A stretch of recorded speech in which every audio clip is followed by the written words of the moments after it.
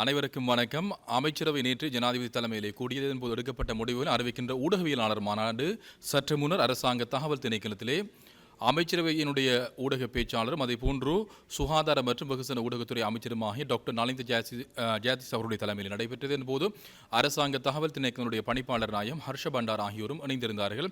நாம் எடுக்கப்பட்ட முடிவுகளை ஒன்றன் பின் ஒன்றாக சுருக்கமாக பார்க்கலாம்.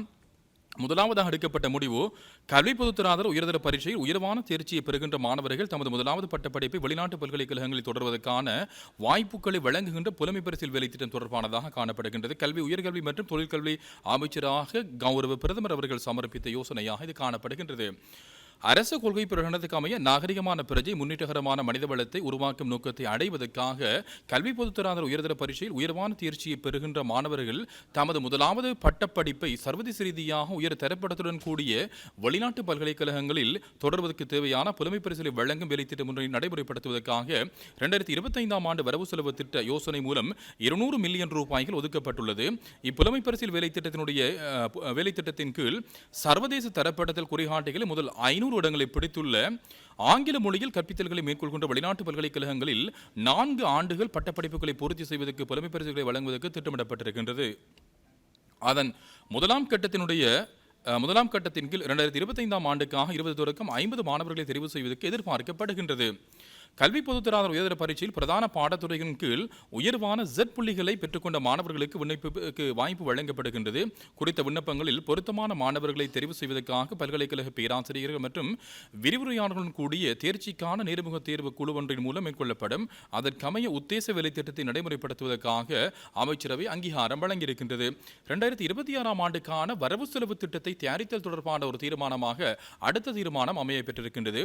உற்பத்தி பொருளாதார மற்றும் அனைவரையும் பொருளாதார அபிவிருத்தியில் பங்கெடுக்க செய்தல் எனும் துணைப்பொருளை அடிப்படையாக கொண்டு 2026-2030 அரச நிதி சட்டகம் மற்றும் அரச நிதி மூலோபாய கூற்று மற்றும் தேசிய கொள்கை சட்டகமான செழிப்பான நாடு அழகான வாழ்வு எனும் கொள்கை சட்டத்துக்கு அமைய 2026 ஆண்டுக்கான வரவு செலவு திட்டம் தயாரிப்பதற்கு எதிர்பார்க்கப்படுகின்றது. 2026 ஆண்டுக்கான வரவு செலவு திட்டத்தை தயாரிக்கும் போது தேசிய கொள்கை சட்டகத்தில் உட்சேர்க்கப்பட்டுள்ள முன்னுரிமைகள் மற்றும் கிராமிய அபிவிருத்தி தொடக்க முயற்சிகளுக்கு முன்னுரிமை அளிப்பதற்கு எதிர்பார்க்கப்படுகின்றது. 2024 ஆண்டினுடைய 44 இலக்க நிதி முகாமைத்துவ சட்டத்தின் ஏற்பாடுகள் மற்றும் அரசு கொள்கை பிரகடனத்துக்கு அமைய அமைச்சர்களுடைய விடயதானங்களின் கீழ் அந்தந்த அமைச்சுக்கள் அடையாளம் கண்டுள்ள கருத்திட்டங்கள் மற்றும் வேலை திட்டங்களை நடைமுறைப்படுத்துவதற்கு தேவையான நிதி ஒதுக்கீடுகளை மேற்கொள்வதற்கு அனைத்து அமைச்சர்களிடமிருந்தும் முன்மொழிவுகள் பெற்றுக் கொள்ளப்பட உள்ளது. அதற்கமைய 2026 ஆண்டுக்கான ஒதுக்கீட்டு சட்ட மூலத்தை 2025 அக்டோபர் மாதம் பாராளுமன்றத்தில் சமர்ப்பித்து அதனுடைய 2ஆம் வாசிப்பு வரவு செலவு திட்ட உரையை 2025 நவம்பர் மாதத்தில் நடாத்துவதற்கும் 3ஆம் வாசிப்பினுடைய வரவு செலவு திட்ட விவாதத்தை 2025 நவம்பர் மற்றும் டிசம்பர் மாதங்களில் நடத்துவதற்கு இயலுமாகும் வகையில் 2026 ஆண்டுக்கான வரவு செலவு திட்டத்தை தயாரிப்பதற்கு நிதி திட்டமிடல் மற்றும் பொருளாதார அபிவிருத்தி அமைச்சராக கௌரவ ஜனாதிபதி அவர்கள் சமர்ப்பித்த இந்த யோசனைக்கும் அமைச்சரவை அங்கீகாரம் வழங்கியிருக்கின்றது. 3வது தீர்மானம், கொரிய குடியரசின் விவசாயம் மற்றும் மீன்பிடி நடவடிக்கைகளுக்கான பருவகால தொழிலாளர்களை ஈடுபடுத்தும் வேலைத்திட்டம் தொடர்பானதாக அமையப்பெற்றிருக்கின்றது. கொரிய குடியரசினுடைய E8 விசா வகையினுடைய பருவகால தொழிலாளர்கள் அந்த வேலை திட்டத்தின் கீழ் இலங்கை தொழிலாளர்களை ஈடுபடுத்துவதற்கு வசதியளிக்கும் முன்னோடி கருத்திட்டத்தை நடைமுறைப்படுத்துவதற்காக 2025 2ஆம் மாதம் 19ஆம் தேதி அன்று இடம்பெற்ற அமைச்சரவை கூட்டத்தில் அங்கீகாரம் வழங்கப்பட்டிருக்கின்றது. அதற்கமைய புரிந்துணர்வு ஒப்பந்தத்தை மேற்கொள்வதற்காக கொரிய குடியரசினுடைய ஆர்வம் காட்டுகின்ற உள்ளூராட்சி நிறுவனங்களுடன் ராஜதந்திர வழிமுறை மூலம் பேச்சுவார்த்தைகள் நடாத்தப்பட்டுள்ளன. கொரிய குடியரசினுடைய யோங்வால் உள்ளூராட்சி நிறுவனத்துடன் மேற்கொள்ளப்பட்ட பேச்சுவார்த்தையினுடைய பிரதிபலனாக இரு தரப்பினருக்கிடையில் புரிந்துணர்வு ஒப்பந்தத்தை மேற்கொள்வதற்கு முன்மொழியப்பட்டிருக்கின்றது. உத்தேச புரிந்துணர்வு ஒப்பந்தத்தின் ஊடாக இளைஞர்களுக்கு பருவகால தொழிலாளர் வேலை திட்டத்தின் கீழ் குறுகிய காலம் 5 மாதம் தொடக்கம் 8 மாதங்கள் வரை யொங்கோல் பிராந்தியத்தில் விவசாயம் மற்றும் மீன்பிடி கிராமங்களில் தொழில் புரிந்து வருமானம் ஈட்டிக் கொள்வதற்கும் மற்றும் எமது நாட்டுக்கு வெளிநாட்டு செலாவணியை ஈட்டிக் கொள்வதற்கும் வாய்ப்பு கிட்டுகின்றது. உத்தேச புரிந்துணர்வு ஒப்பந்தத்துக்கு சட்டமா அதிபருடைய ஒப்புதலும் கிடைக்கப்பட்டிருக்கின்றது. உத்தேச புரிந்துணர்வு ஒப்பந்தத்துக்கு இதனை செயற்படுத்துவதற்கு யொங்கோல் உள்ளூராட்சி நிறுவனத்துடன் குறித்த புரிந்துணர்வு ஒப்பந்தத்தில் கையொப்பமிடுவதற்கு வெளிவிவகார வெளிநாட்டு வேலைவாய்ப்பு மற்றும் சுற்றுலாத்துறை அமைச்சரவர்கள் சமர்ப்பித்த யோசனைக்கும் அமைச்சரவை அங்கீகாரம் வழங்கியிருக்கின்றது. 4வது தீர்மானமாக இருப்பது சமுதாய செயற்றரின் மாதிரி கிராமிய வேலை திட்டம் தொடர்பானதாக இருக்கின்றது. கிளீன் ஸ்ரீலங்கா தேசிய வேலைத்திட்டத்துக்கு இணையாக அதனுடைய நோக்கங்களை நாடளாவிய ரீதியில் வெற்றியடை செய்வதற்காக மூலோபாய செயற்கருவியாக 2025, 26 மற்றும் 27ஆம் ஆண்டுகளில் அனைத்து பிரதேச செயலக பிரிவிலும் ஒரு கிராமத்தை கிட்டத்தட்ட 50 குடும்பங்கள் வசிக்கும் தெரிவு செய்து கிராமிய பங்கேற்பு அணுகுமுறையை கையாண்டு சமுதாய சேத்திரன் மாதிரி கிராமிய வேலைத்திட்டத்தை நடைமுறைப்படுத்துவதற்கு திட்டமிடப்பட்டிருக்கின்றது.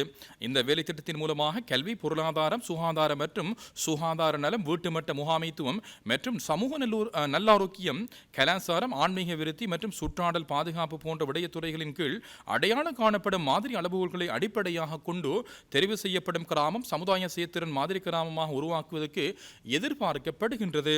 மாவட்ட செயலாளர்கள் மற்றும் பிரதேச செயலாளர்களுடைய ஒத்துழைப்புடன் முன்மொழியப்பட்டுள்ள வேலைத்திட்டத்துக்கு பொருத்தமான கிராமம் தெரிவு செய்யப்படும். அவ்வாறு தெரிவு செய்யப்படுகின்ற கிராமங்கள் அமைந்துள்ள பிரதேச செயலகங்களில் கடமையாற்றுகின்ற நிரல் அமைச்சுகளுக்குரிய அனைத்து வெளிக்கள உத்தியோகத்தர்களையும் வலுவூட்டி அவர்கள் மூலமாக கிராமிய மக்களுடைய தேவைகளை வினைத்திறனாகவும் பயனுள்ள வகையிலும் பூர்த்தி செய்வதற்கு இவ்வேலை திட்டத்தின் மூலம் எதிர்பார்க்கப்படுகின்றது. அதற்கமைய முன்மொழியப்பட்டுள்ள வேலை திட்டத்தை நடைமுறைப்படுத்துவதற்காக கைத்தொழில் மற்றும் தொழில் முயற்சியாண்மை அபிவிருத்தி அமைச்சரவர்கள் சமர்ப்பித்த இந்த யோசனைக்கும் அமைச்சரவை அங்கீகாரம் வழங்கியிருக்கின்றது. 5வது தீர்மானமாக அமையப்பெற்றிருப்பது தேசிய சிறுவர் பாதுகாப்பு கொள்கைக்கான 5 ஆண்டு தேசிய வேலை செயற்பாட்டு திட்டம் தொடர்பானதாக இருக்கின்றது. 1998ஆம் ஆண்டினுடைய 50ஆம் இலக்க தேசிய சிறுவர் பாதுகாப்பு அதிகார சபை சட்டத்தின் ஏற்பாடுகளின் பிரகாரம் தயாரிக்கப்பட்ட சிறுவர் பாதுகாப்பு தொடர்பான தேசிய கொள்கை 2019 10ஆம் மாதம் 29ஆம் தேதி அன்று இடம்பெற்ற அமைச்சரவை கூட்டத்திலே அங்கீகாரம் வழங்கப்பட்டிருக்கின்றது. குறித்த தேசிய கொள்கையை அமுல்படுத்துவதற்காக சிறுவர் பாதுகாப்பு தொடர்பான 10 விடயத்துறைகளை உள்ளடக்கியதாக அதற்காக செயலாற்றுகின்ற பங்காளர்களுடைய கருத்துக்களையும் யோசனைகளையும் கருத்தில் கொண்டு தேசிய சிறுவர் பாதுகாப்பு கொள்கைக்கான 5ஆண்டு தேசிய செயற்பாட்டு திட்டம் தயாரிக்கப்பட்டிருக்கின்றது. தேசிய கொள்கை சட்டகத்தினுடைய பாதுகாப்பான சிறுவர் உலகம் ஆக்கப்பூர்வமான எதிர்கால சந்ததி இதற்கான கொள்கை ரீதியான கடப்பாடுகளுக்கு அனைத்து வித இணக்கப்பாடுகளுக்கும் அமைய பல்துறைசார் அணுகுமுறையுடன் கூடிய குறித்த 5ஆண்டு தேசிய செயற்பாட்டு திட்டம் தயாரிக்கப்பட்டிருக்கின்றது. அதற்கமைய குறித்த தேசிய செயற்பாட்டு திட்டத்தை அமுல்படுத்துவதற்காக மகளிர் மற்றும் சிறுவர் விவகார அமைச்சரவர்கள் சமர்ப்பித்த யோசனைக்கு அமைச்சரவை அங்கீகாரம் வழங்கியிருக்கின்றது. 6வது தீர்மானமாக அமையப்பெற்றிருப்பது நெதர்லாந்தில் காணப்படுகின்ற இலங்கை மரபுக்குரிய ஓலைச்சுவடிகள் பற்றிய ஆய்வு கருத்திட்டத்தை நடைமுறைப்படுத்தல் தொடர்பானதாக இது காணப்படுகின்றது. நெதர்லாந்து ஒல்லாந்து ஆய்வு பேரவையால் காலனித்துவ சூழமையுடன் கூடிய திரட்டுக்கள் தொடர்பான ஆய்வு முன்மொழிகளை சமர்ப்பிக்குமாறு மேற்கொள்ளப்பட்டுள்ள சர்வதேச முன்மொழிவு கோரல்களுக்கு அமைவாக சமர்ப்பிக்கப்பட்டுள்ள முன்மொழிவினுடைய அடிப்படையில் இலங்கை மரபுக்குரிய நெதர்லாந்தின் ஓலைச்சுவடிகள் திரட்டு தொடர்பான ஆய்வு நடத்துவதற்காக இலங்கை தேசிய சுவடிகள் காப்பு திணைக்களத்துக்கும் நெதர்லாந்தினுடைய திறந்த பல்கலைக்கழகம் உள்ளிட்ட 5 பங்காளருடன் 3,84,248 யூரோக்கள் நன்கொடையை பெற்றுக்கொள்வதற்கு இயலுமை கிட்டியுள்ளது. whose knowledge, whose values, farm, leaf, manuscripts and the question of colonial collection in touch heritage institution எனும் பிரதான தலைப்பின் கீழ் 2025 தொடக்கம் 2029 வரையான காலப்பகுதியில் உத்தேச ஆய்வை நடத்துவதற்கு வாய்ப்பு கிடைத்துள்ளது. குறித்த கருத்திட்டத்தை நடைமுறைப்படுத்துவதற்காக ஒருங்கிணைந்த பங்காளர் 6 பேருக்கிடையே கையொப்பமிடுவதற்கு திட்டமிடப்பட்டுள்ள ஒப்பந்தத்திற்கு சட்டமா அதிபருடைய ஒப்புதல், வெளிவிவகார, வெளிநாட்டு வேலைவாய்ப்பு மற்றும் சுற்றுலாத்துறை அமைச்சனுடைய விதந்துரைகள் மற்றும் வெளிநாட்டு வளங்கள் திணைக்களத்தினுடைய உடன்பாடும் கிடைக்கப்பட்டுள்ளது. அதற்கமைய முன்மொழியப்பட்டுள்ள ஒப்பந்தத்தில் கையொப்பமிடுவதற்கும் 2025 தொடக்கம் 2029ஆம் ஆண்டு காலப்பகுதியில் குறித்த ஆய்வை நடத்துவதற்கும் புத்த சாசன, சமய மற்றும் கலாசார விவகாரங்கள் அமைச்சரவர்கள் சமர்ப்பித்த யோசனைக்கும் அமைச்சரவை அங்கீகாரம் வழங்கியிருக்கின்றது. 7வது தீர்மானமாக அமையப்பெறுவது அரசு கடன் முகாமைத்துவ மென்பொருள் தொகுதியொன்றை உருவாக்குதல் தொடர்பானதாக அமைகின்றது. அரசு கடன் முகாமைத்துவத்துக்கு தேவையான கடன் முகாமைத்துவ மென்பொருள் தொகுதியொன்றை கொள்வனவு செய்வதற்கு நேரடி பெறுகை முறைமையை கடைபிடித்து பொதுநலவாய அமைப்பினுடைய செயலகத்துக்கு விலைமுறையொன்றை பெற்றுக்கொள்வதற்காக 2024 10-14 அன்று இடம்பெற்ற அமைச்சரவை கூட்டத்தில் அங்கீகாரம் வழங்கப்பட்டிருக்கிறது. அதற்கமைய பொதுநலவாய அமைப்பினுடைய செயலகத்துக்கு விலைமுறையொன்று சமர்ப்பிக்கப்பட்டுள்ளது. விலைமுறை மதிப்பீட்டுக் குழு மற்றும் உயர்மட்ட நிரந்தர பெறுகை குழுவானது 12,500 பவுன்கள் வருடாந்தம் பராமரிப்பு கட்டணத்தின் கீழ் காமன்வெல்த் மெரிடியன் மென்பொருள் தொகுதி அமைப்பதற்கான ஒப்பந்தத்தை பொதுநலவாய அமைப்பினுடைய செயலகத்துக்கு வழங்குவதற்கு விதந்துரைத்துள்ளன. அதற்கமைய குறித்த மென்பொருள் மற்றும் அதனுடன் தொடர்புடைய சேவைகளை வெளிநாட்டு வளங்கள் திணைக்களத்தில் தாவிப்பதற்கான ஒப்பந்தத்தை வழங்குவதற்காக நிதி திட்டமிடல் மற்றும் பொருளாதார அபிவிருத்தி அமைச்சராக கௌரவ ஜனாதிபதி அவர்கள் சமர்ப்பித்த யோசனைக்கு அமைச்சரவை அங்கீகாரம் வழங்கியிருக்கின்றது. 8வது தீர்மானமாக அமையப்பெற்றிருப்பது இலங்கை எக்ஸ்போ கண்காட்சி 2026 தொடர்பானதாக இருக்கின்றது. இலங்கை ஏற்றுமதி அபிவிருத்தி சபை 1992, 94, 97 மற்றும் 2012 ஆண்டுகளில் இலங்கை எக்ஸ்போ கண்காட்சியை நடாத்தி இருக்கின்றது. 14 ஆண்டுகளுக்கு பின்னர் மீண்டும் 2026 ஆண்டில் பண்டாரநாயக்க ஞாபகார்த்த மாநாட்டு மண்டப வளாகத்தில் இலங்கை எக்ஸ்போ கண்காட்சி 2026/6/18 தொடக்கம் 21ஆம் தேதி வரை நடத்துவதற்கு திட்டமிடப்பட்டுள்ளது. அதற்காக ஏற்றுமதியாளர்கள், ஏற்றுமதிக்கு தயார்படுத்தும் சிறிய மற்றும் நடுத்தர அளவிலான வர்த்தகர்கள் மற்றும் கொள்வனவாளர்கள் மற்றும் முதலீட்டாளர்கள் உள்ளிட்ட 1500 பேரை கவர்ந்தெழுப்பதற்கு எதிர்பார்க்கப்படுகின்றது.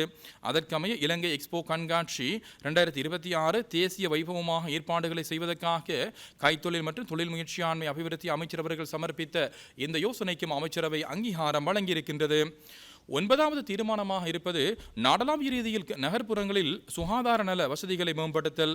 அன்றாட நகர பிரதேசங்களுக்கு வருகை தருகின்ற பொதுமக்கள் மற்றும் உள்நாட்டு வெளிநாட்டு சுற்றுலா பயணிகளுக்கு உரிய தரப்பண்புகளுடன் பயன்படுத்தக்கூடிய மலசலக்கூட வசதிகள் போதியளவு இன்மையால் உரிய தரப்பண்புகளுடன் பயன்படுத்தக்கூடிய மலசலக்கூட வசதிகளை நிர்மாணிப்பதற்கு அரசு தீர்மானித்திருக்கின்றது. நகர அபிவிருத்தி அதிகார சபையால் உத்தேசிக்கப்பட்டுள்ள வசதிகளை நிறுவுவதற்கு வேண்டிய பொருத்தமான இடங்கள் நகர அபிவிருத்தி திட்டமிடலுக்கு அமைய அடையாளம் காணப்பட்டுள்ளன. குறித்த கருத்திட்டத்தின் கீழ் 20 சுகாதார நல வசதிகளும் கூடிய மலசல கூட தொகுதிகள் நிர்மாணிப்பதற்கு முன்மொழியப்பட்டுள்ளது. அதற்காக 525.29 மில்லியன் ரூபாய்கள் செலவாகும் என மதிப்பீடும் செய்யப்பட்டிருக்கின்றது. அதற்கு அமைய பின்வரும் இடங்களில் அந்த சுகாதார நல வசதி திட்டங்கள் நடைமுறைப்படுத்தப்பட இருக்கின்றது. தெமோதர புகையிர நிலையம், சிகிரியா ஹோட்டல் சந்தி, கண்டி குளவீதி, கிரகரி குளம், நுவரலியா, கிண்ணியா கடற்கரை திருகோணமலை, பழங்கி கடற்கரை திருகோணமலை, நிலாவளி கடற்கரை பிரதேசம் திருகோணமலை, பாஷிக்கூடா மட்டக்களப்பு, ரோன்வெளி சாய் விஹாரை வாகன தரிப்பிட வளாகம், லங்காபுர புலனறுவ ஹிக்கடுவ கடற்கரை, ஹெரிவெட்டிய திக்வெல்ல பறைவெல்ல கடற்கரை பூங்கா தங்காலை, 9 வில் வளைவு பாலம் எல்ல மொடராகல கடற்கரை பேருவல கல்கிச புகையிரத நிலையம், நீர்கொழும்பு கடற்கரை பூங்கா கருத்திட்டம் கட்டம் 1 பத்திரமுள்ள சந்தி, படகமு சரணாலயம் குருநாகல். 10வது தீர்மானமாக அமையப்பெறுவது குறைந்த வருமானம் கொண்ட குடும்பங்களுக்கு சீன குடியரசனுடைய உதவி திட்டத்தின் கீழ் நடைமுறைப்படுத்தப்படுகின்ற விடமைப்பு வேலை திட்டத்தின் மேற்பார்வை பணிகளுக்கு ஆலோசனை நிறுவனங்களை தெரிவு செய்தல் தொடர்பானதாக இருக்கின்றது. குறை வருமானம் கொண்ட குடும்பங்களுக்காக சீன குடியரசின் உதவி திட்டத்தின் கீழ் 1996 வீட்டு அலகுகளை அமைப்பதற்கான வேலைத்தள மேற்பார்வை பணிக்கான பேக்கேஜ் 3 கீழ் ஆலோசனை நிறுவனங்களை தெரிவு செய்வதற்காக நகர அபிவிருத்தி அதிகார சபை விருப்ப கோரல்களை கோரியுள்ளது. அதற்கமைய பேக்கேஜ் 1 மொரட்டுவில் 575 வீட்டு அலகுகள் மற்றும் தெமடகுடையில் 108 வீட்டு அலகுகளுக்கான கட்டுமான கருத்திட்டத்தின் ஆலோசனை சேவைகளுக்கான ஒப்பந்தத்தை பொறியியல் பணிகள் தொடர்பான மத்திய ஆலோசனை சபை பணியகத்துக்கு வழங்குதல். பேக்கேஜ் 2 தெமடகுடையில் 586 வீட்டு அலகுகள், மகரகமவில் 112 வீட்டு அலகுகளுக்கான கட்டுமான கருத்திட்டத்தின் ஆலோசனை சேவைகளுக்கான ஒப்பந்தத்தை இலங்கை பொறியியல் கூட்டுத்தாபனத்துக்கும் பேக்கேஜ் 3 பேலியகுடவில் 615 வீட்டு அலகுகளுக்கான கட்டுமான கருத்திட்டத்தின் ஆலோசனை சேவைகளுக்கான ஒப்பந்தத்தை இலங்கை பொறியியல் கூட்டுத்தாபனத்துக்கு வழங்குவதற்கும் அமைச்சரவை அங்கீகாரம் வழங்கியிருக்கின்றது. 11வது தீர்மானமாக அமையப்பெறுவது அரசுக்கு அரசு எனும் அடிப்படையில் தேவை ஏற்படும் சந்தர்ப்பங்களில் மருந்துகள் மற்றும் மருத்துவ உபகரணங்களை கொள்வனம் செய்தல் தொடர்பான தீர்மானமாக காணப்படுகின்றது. அரசுக்கு அரசு எனும் அடிப்படையில் தட்டுப்பாடு நிலவுகின்ற மருந்துகளை பெற்றுக்கொள்வதற்கு ஆற்றல் மிக்க நாடுகளை தெரிவு செய்வதற்கான பொறிமுறை ஒன்றை வகுத்துக் கொள்வதற்காக சிரேஷ்ட அதிகாரிகள் குழு ஒன்று நியமிப்பதற்கு 2025/5/19 அன்று இடம்பெற்ற அமைச்சரவை கூட்டத்தில் அங்கீகாரம் வழங்கப்பட்டிருக்கின்றது. அதற்கமைய குறித்த குழுவால் தயாரிக்கப்பட்டுள்ள பொறிமுறை வரைவை பிறகு ஆணைக்குழுவுக்கு சமர்ப்பித்து குறித்த ஆணைக்குழுவுடைய முன்மொழிவுகள் மற்றும் அவதானிப்புகளுடைய பிரகாரம் அரசுக்கு அரசு எனும் அடிப்படையில் மருந்துகள் மற்றும் மருத்துவ உபகரணங்களை கொள்வனவு செய்வதற்கு ஆற்றல் மிக்க நாடுகளுடன் புரிந்துணர்வு ஒப்பந்தங்களை மேற்கொள்வதற்கும் அதனை அரசு பெயர் குறித்துரைக்கின்ற நிறுவனங்கள் மற்றும் அரசு மருந்தாக்கல் கூட்டுத்தாபனத்துக்கு சரியான வகையில் ஒப்பந்தங்களை மேற்கொண்டு பொதுவான விநியோக சங்கிலி மூலம் விநியோகிப்பதற்கு சிரமமாக உள்ள மருந்துகள் மற்றும் மருத்துவ உபகரணங்களை விநியோகிப்பதற்காக சுகாதார மற்றும் வெகுஜன ஊடகத்துறை அமைச்சரவர்கள் சமர்ப்பித்த யோசனைக்கும் அமைச்சரவை அங்கீகாரம் வழங்கியிருக்கின்றது. 12வது தீர்மானமாக அமையப்பெறுவது கண் வில்லைகள் விநியோகத்துக்கான பெருகை தொடர்பானதாக காணப்படுகின்றது.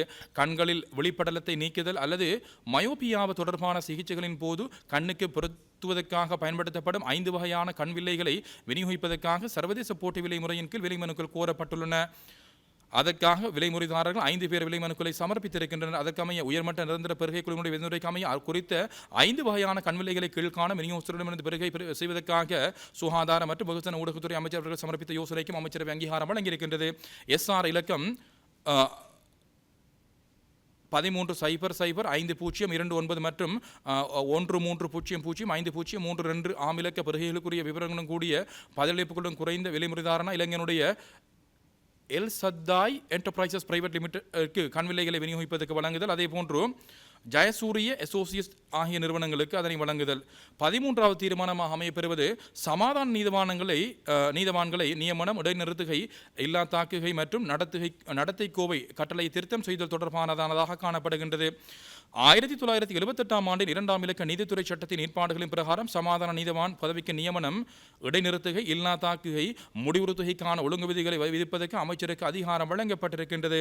அதற்கமைய 2360 கீழ் 32ஆம் இலக்க 2023 11/27ஆம் தேதி அதிவிசேட வர்த்தமானி அறிவித்தல் மூலம் 2023ஆம் ஆண்டின் 3ஆம் இலக்க சமாதான நீதவான்களை நியமனம், இடைநிறுத்துகை, இல்லா தாக்குகை மற்றும் நடத்தை கோவை ஒழுங்கு விதிகள் வெளியிடப்பட்டிருக்கின்றன. குறித்த ஒழுங்கு விதிகள் திருத்தம் செய்யப்பட்டு திருத்தப்பட்ட கட்டளை 2439 கீழ் 34ஆம் இலக்க 2025 6/4ஆம் தேதிய அதிவிசேட வர்த்தமானியில் வெளியிடப்பட்டிருக்கின்றது. குறித்த ஒழுங்கு விதிகளை பாராளுமன்ற அங்கீகாரத்துக்கு சமர்ப்பிப்பதற்காக நீதி மற்றும் தேசிய ஒருமைப்பாட்டு அமைச்சரவர்கள் சமர்ப்பித்த யோசனைக்கும் அமைச்சரவை அங்கீகாரம் வழங்கியிருக்கின்றது. 14வது தீர்மானம் அமைப்பெறுவது வரையறுக்கப்பட்ட ஸ்ரீலங்கன் விமான கம்பெனி மற்றும் வரையறுக்கப்பட்ட விமான நிலைய மற்றும் விமான சேவைகள் தனியார் கம்பெனியில் கடந்த காலங்களில் இடம்பெற்றுள்ள ஊழல், மோசடிகள் மற்றும் முறைகேடுகளை கண்டறிவதற்கான ஜனாதிபதி விசேட விசாரணை குழுவை நியமிப்பது தொடர்பானதாக காணப்படுகின்றது. வரையறுக்கப்பட்ட ஸ்ரீலங்கன் விமான கம்பெனியின் மூலம் நாட்டின் பொருளாதார அபிவிருத்திக்காக பங்களிப்பு வழங்கினாலும் அதனை மேற்கொண்டு நடத்தி செல்வதற்கு அரசுக்கு அதிக செலவு சுமை நேரிட்டுள்ளமையால் குறித்த கம்பெனிக்கு ஆண்டுதோறும் ஏற்படுகின்ற அதிக நட்டத்தை தாங்கிக் கொள்வதற்கு சிரமங்கள் தோன்றியுள்ளன. இக்கம்பெனியை பொருளாதார ரீதியாக அனுகூலங்களுடன் வினைத்திறனாகவும் பயனுறு வாய்ந்த அடிப்படையில் அரசு நிறுவனமாக மாற்றி அமைத்து நவீன தொழில்நுட்பத்தை பயன்படுத்தி வெற்றிகரமாக மேற்கொண்டு நடத்தி செல்வதை பொதுமக்களுடைய விருப்பமாக காணப்படுகின்றது. அதற்காக வரையறுக்கப்பட்ட ஸ்ரீலங்கன் விமான கம்பெனிக்கு சமகால நிலைமை ஏற்படுத்துவதற்கு ஏதுவாக அமைந்த காரணிகள் தொடர்பாக கடந்த காலப்பகுதியில் இடம்பெற்றுள்ள பரிவர்த்தனைகள் மற்றும் சம்பவங்கள் பற்றி முறையான ஆய்வு மற்றும் மதிப்பீடொன்றை மேற்கொள்ள வேண்டிய தேவைப்பாடு காணப்படுகின்றது. அத்துடன் விமான நிலைய தொழிற்பாடுகள் தொடர்பாக பொறுப்புகள் ஒப்படைக்கப்பட்டுள்ள வரையறுக்கப்பட்ட விமான நிலையம் மற்றும் விமான சேவைகள் ஸ்ரீலங்கா தனியார் கம்பெனியினுடைய நடவடிக்கை தொடர்பாகவும் விசாரணைகளை மேற்கொள்ள வேண்டிய தேவை பற்றி பல்வேறு தரப்பினர்களும் அரசனுடைய கவனத்துக்கு கொண்டு வந்துள்ளனர். அதற்கமைய 2010-25ஆம் ஆண்டு காலப்பகுதியில் மேற்குறிப்பிட்ட நிறுவனங்களில் இடம்பெற்றுள்ளதாக கருதப்படும் ஊழல், மோசடிகள் மற்றும் முறைகேடுகளை கண்டறிந்து விவரணம் கூடிய விதந்துரைகள் அடங்கிய அறிக்கை ஒன்றை சமர்ப்பிப்பதற்காக முன்னாள் கணக்காய்வாளர் தலைமை அதிபதி HM காமினி விஜயசிங் அவருடைய தலைமையில் ஜனாதிபதி விசேட விசாரணை ஆணைக்குழு ஒன்றை நியமிப்பதற்காக கௌரவ ஜனாதிபதி அவர்கள் சமர்ப்பித்த இந்த யோசனைக்கும் அமைச்சரவை அங்கீகாரம் வழங்கியிருக்கின்றது. இவைதான் அமைச்சரவையிலே எடுக்கப்பட்ட முடிவுகளாக காணப்படுகின்றது.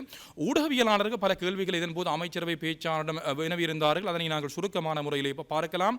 E8 விசா தொடர்பாக இதன் போது வினவப்பட்டது. குறிப்பாக இது இளைஞனுடைய அந்நிய செலாவணியை பெற்றுத்தருகின்ற அடிப்படையில், அதாவது ஒரு குறுகிய காலத்துக்கு வழங்கப்படுகின்ற ஒரு விசாவாக காணப்படுகின்றது. எனவே இது நாம் தற்போது இருக்கக்கூடிய அரசாங்கம் இது தொடர்பாக வெளிப்படையுடன் செயற்படுவதாக இதன் போது அமைச்சரவை பேச்சாளர் தெரிவித்திருந்தார். அடுத்ததாக மருந்து இறக்குமதி தொடர்பாக, அதாவது அரசுக்கு இடையிலான மருந்து இறக்குமதி தொடர்பாக இதன் போது வினவப்பட்டது. இதற்காக 7 நாடுகள் தற்பொழுது காணப்படுகின்றன. இந்தியா, பாகிஸ்தான், பங்களாதேஷ், அதே போன்று இந்தோனேஷியா, துருக்கி மற்றும் தாய்லாந்து ஆகிய நாடுகளிலிருந்து அந்த மருந்துகளை இறக்குமதி செய்வதற்குரிய நாடுகள் அடையாளம் காணப்பட்டுள்ளன. இதற்கு குறிப்பாக பாகிஸ்தான், பங்களாதேஷ், இந்தியா, இந்தோனேஷியா ஆகிய நாடுகள் தற்பொழுது விருப்பம் தெரிவித்துள்ளதாக இதன் போது அமைச்சரவை பேச்சாளர் தெரிவித்திருந்தார். அடுத்ததாக சீன வீட்டு உதவி தொடர்பாக வினவப்பட்டது. இதற்காக 534 மில்லியன் ரூபாய்கள் ஒதுக்கீடு செய்யப்பட்டிருக்கின்றது. ஸ்ரீலங்கன் விமான சேவையில் நடைபெற்ற அந்த முறைகேடுகள் தொடர்பாக ஒரு ஜனாதிபதி விசாரணை ஆணைக்குழு நியமிக்கப்பட்டிருக்கின்றது. லஞ்ச ஊழல் ஆணைக்குழு, அதே போன்று குற்றப்புலனாய்வு திணைக்களத்தினர் ஒரு பகுதியை மாத்திரம்தான் அவர்கள் விசாரணை செய்கின்றார்கள். எனவே ஒட்டுமொத்த அந்த தொகுதியையும் விசாரணை செய்வதற்குத்தான் ஜனாதிபதி விசாரணை ஆணைக்குழு நியமிக்கப்பட்டுள்ளதாக இதன் போது குறிப்பிடப்பட்டது. அடுத்ததாக எரிபொருள் இருப்பு 2.5 மாதத்துக்கு நிலவுவதாக இதன் போது குறிப்பிடப்பட்டது. செம்மணி மனித புதைகுழி தொடர்பாக வினவப்பட்டது. ஜூன் 29 வழக்கு விசாரணைக்கு எடுத்துக் கொள்ளப்பட்டிருக்கின்றது. விடயங்களை குற்றப்புலனாய்வு திணைக்களம் மேற்கொண்டு வருகின்றது. வழக்கு விசாரணைகளுக்கு தேவையான அதாவது வசதி வாய்ப்புகளை அரசாங்கம் மேற்கொள்ளும் என்ற அடிப்படையில் இதன் போது குறிப்பிடப்பட்டது. அடுத்ததாக ஷானி அபிஷேகர் தொடர்பாக வினவப்பட்டது. அவர் ஒரு சிறந்த போலீஸ் அதிகாரி. அவர் அந்த குற்றப்புலனாய்வு திணைக்களுடைய பிரதானி பதவிக்கு பொருத்தமானவர் என்று இதன் போது குறிப்பிடப்பட்டது. அடுத்ததாக US வரி தொடர்பாக USA வரி தொடர்பாக இதன் போது வினவப்பட்டது. குறிப்பாக 90 நாள் கால அவகாசம் வழங்கப்பட்டது. ஜூலை 9ஆம் தேதி நிறைவு பெறுகின்றது.